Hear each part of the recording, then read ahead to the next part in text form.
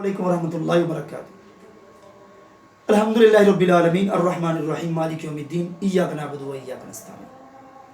حضرت و سامعین، ناظرین، میری ماں بہنوں، میرے بھائیوں اور دوستوں، بزرگوں، پہلے بھی کافی زیادہ ویڈیوز میں کچھ باتیں کی جا چکی ہیں بیمار آدمی کے حوالے سے، اس کی تیمارداری کے حوالے سے، یا اس کے پاس کیسے جانا چاہیے، کیا طریقہ ہے۔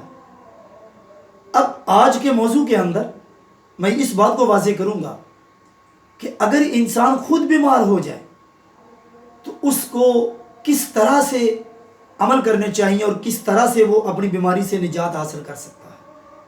اس کے حوالے سے ایک حدیث بیان کروں گا۔ اللہ کے نبی صلی اللہ علیہ وسلم کا طریقہ جو ہے وہ ہمارے لیے سب سے پہلے ہے، سب سے معتبر ہے، سب سے اچھا ہے۔ اس سے اچھا طریقہ ہمارے پاس کوئی نہیں ہے۔ جیسا کہ اللہ تعالیٰ قرآن حکیم کے اندر ارشاد فرماتے ہیں، لَقَدْ كَانَ لَكُمْ فِي رَسُولِ اللَّهِ أُسْوَةٌ حَسَنَةٌ، اے لوگو تمہارے لیے بہترین نمونہ، بہترین مثال تمہارے پاس جو ہے وہ اللہ کے نبی صلی اللہ علیہ وسلم کی زندگی ہے۔ آقا علیہ الصلوۃ والسلام کی زندگی ہمارے لیے بہترین ہے کہ اس کو دیکھیں۔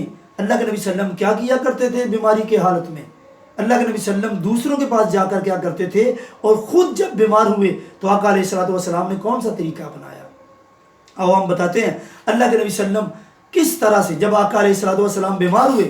حضرت عائشہ رضی اللہ تعالی عنہا سے حدیث مروی ہے، فرماتی ہے ان رسول اللہ صلی اللہ علیہ وسلم کان اذا اشتقى یقرأ علی نفسه بالمعوذات وینفس فلما اشتد وجعه كنت اقرأ علیہ وامسح بیدہ رجاء برکتها۔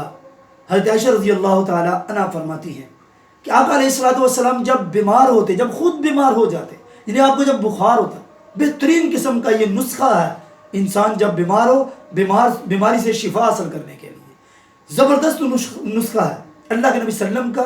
یہ آزمودہ نسخہ ہے، یہ اللہ کے نبی صلی اللہ علیہ وسلم اپنے اوپر یہ آزمایا کرتے تھے۔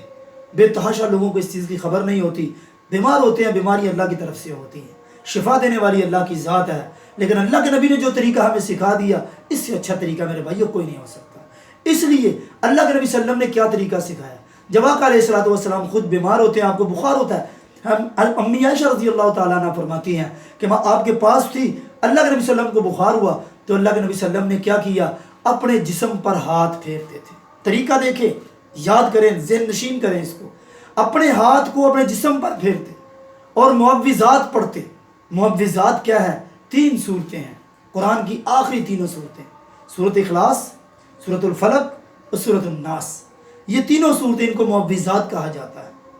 اللہ کے نبی صلی اللہ علیہ وسلم ان 3 صورتوں کی تلاوت کرتے جاتے، اپنے منہ میں اور اپنے جسم پر ہاتھ پھیرتے، اور جب 3 صورتوں کو پڑھ لیتے اپنے جسم کے اوپر پھونک مار دیتے تھے۔ امی عائشہ فرماتی ہیں کہ ایک دفعہ ایسے ہوا کہ اللہ کے نبی صلی اللہ علیہ وسلم زیادہ بیمار ہو گئے، اتنی طاقت نہ رہی کہ اپنے جسم پر ہاتھ پھیر سکے۔